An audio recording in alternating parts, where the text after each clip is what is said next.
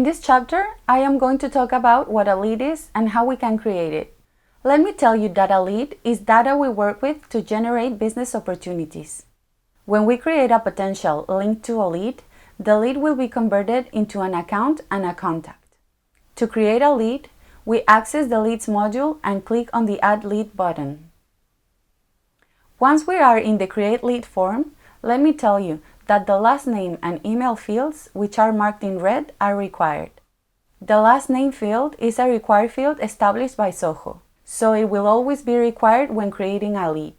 The email field is a field we have chosen to be mandatory within our company. In your case, you can define the required fields as you see fit based on your company needs.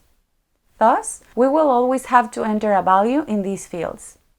However, if we are creating a record and we do not have this information, we can enter data without any value in order to save the record.